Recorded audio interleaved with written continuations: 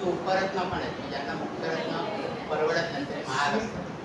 मग काय ते रत्नांचे जे व्यापारी असतात ते सांगतात त्याचं उपरत्न आहे, तसे उपरत्न आहेत ते जरा स्वस्त असतं.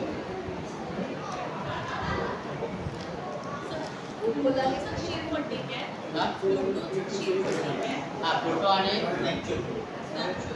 दोघांचं ओपन ओपन आहे.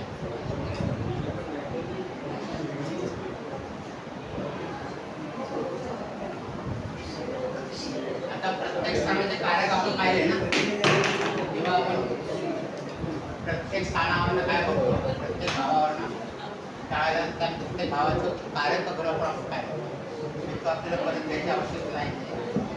आता ग्रहांच्या दृष्ट्या ज्या आहेत, ग्रहांच्या दृष्ट्या त्याच्यामध्ये प्रत्येक ग्रह 7व्या दृष्टीने दुसऱ्या ग्रहाला भेटतो, दुसऱ्या स्थानी 7व्या दृष्टीने. फक्त जे बाह्यग्रह आहेत, बाह्यग्रह कोणते, मंगळ, गुरु आणि शनी, यांना एकापेक्षा जास्त दृष्ट्या आहेत.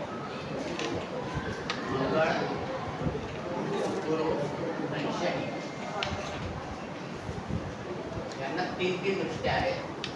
मंगळाच्या कोणत्या आहेत, 4, 7 आणि 8. गुरुची 5, 7, 9. शनीची 3, 7 आणि 10.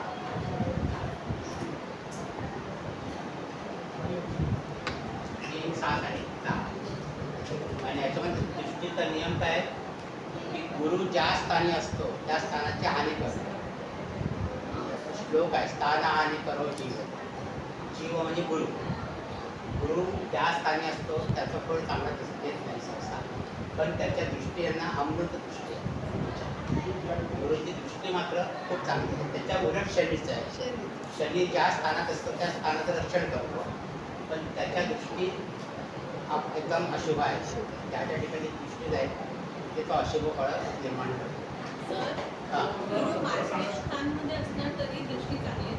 हो, दृष्टी चांगली असते, पण त्या मार्गस्थानामध्ये त्याचं फळ चांगलं देणार नाही. गुरु स्थानहानी करतो. स्थानहानी करो जीव असा श्लोक आहे. तर गुरु ज्या स्थानामध्ये असतो त्या स्थानात चांगलं फळ देत नाही, पण त्याची दृष्टी इतकी आहे तिथे तो चांगलं फळ देतो. दृष्टी त्याच्या अमृत दृष्टी म्हणतात. आणि त्याच्या विरुद्ध शनीचं आहे. शनी जिथे असतो ज्या स्थानामध्ये त्या स्थानाचं रक्षण करतो, पण त्याच्या दृष्टी ज्या आहेत त्या वाईट आहेत.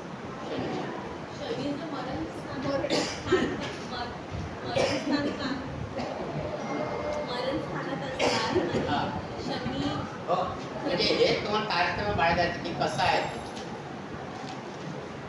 म्हणजे शनी फर्स्ट हाऊस मध्ये मरणकारक स्थानामध्ये आहे.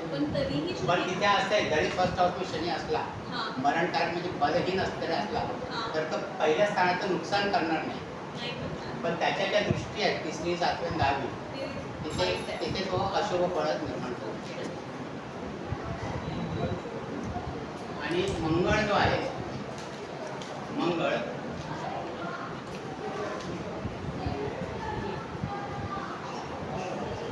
तर तो मंगळ कुंडलीमध्ये कसा आहे तुमच्या याच्यावरती त्याच्या दृष्टी अवलंबून असते. मंगळाच्या मंगळ जर तुमच्या कुंडलीमध्ये अशुभ फळ देणारा असेल तर त्याच्या दृष्टी सुद्धा वाईट असते. शुभ फळ देणारा असेल तर त्याच्या दृष्टी चांगल्या असतात मंगळ. आणि ज्या स्थानावर मंगळ आणि शनी या दोघांची दृष्टी पडते ज्या स्थानावरती, त्या स्थानाची ते हानी करून टाकतात. त्या स्थानाचं फळ अजिबात चांगला मिळत नाही. ज्या स्थानावरती मंगळाच्या आणि शनीची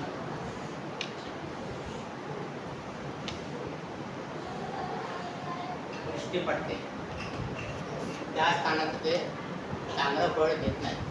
त्या स्थानावर दोघांची दृष्टी येते, शनी आणि मंगळाची. आता अशी कोणत्या परिस्थितीमध्ये तुम्हाला मिळतील दृष्टी, तर समजा इथे शनी आहे आणि इथे मंगळ आहे, कोणत्या स्थानाचा अशुभ फळ मिळेल इकडे, आणि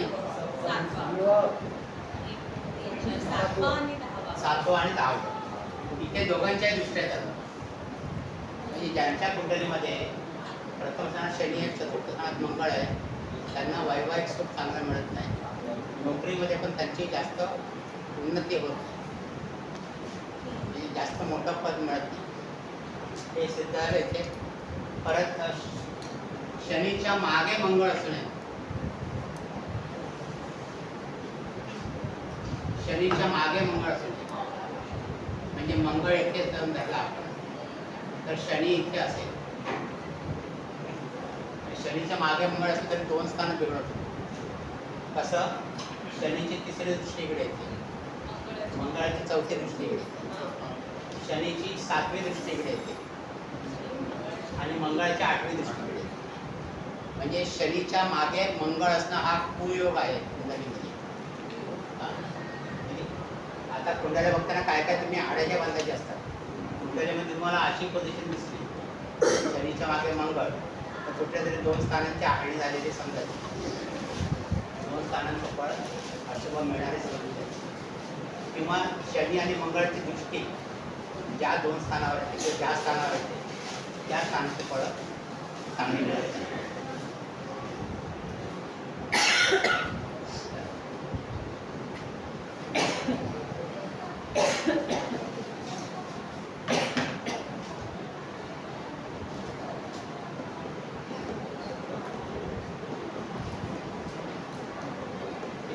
थांबू इकडे.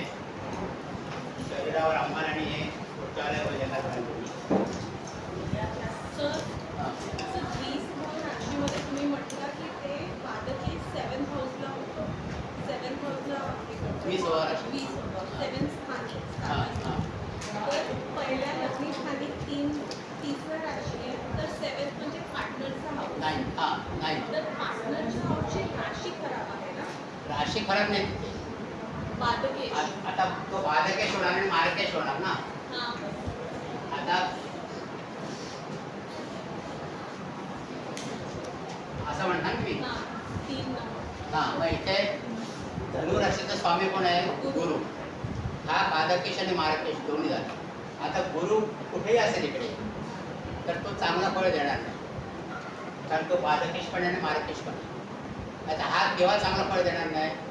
गुरुची महादशा आहे, अंतर्दशा आहे किंवा कोणतरी गुरु इकडे येईल त्यावेळेला तो चांगलं फळ देणार. आणि लग्नामध्ये लग्न कुंडलीमध्ये तिकडे जे ग्रह असणार ते पण बाधकेश होणार की इकडे नाही? नाही, त्यांची राशी इकडे आहे, राशी त्याचे स्वामी, त्याचं स्वामी त्याचे स्वामी जी राशी इकडे राहू येईल असणार किंवा बुध असणार तर ते बाधकेश मार्केश होणार नाही. ते फक्त सप्तमामधले ग्रह असं होणार.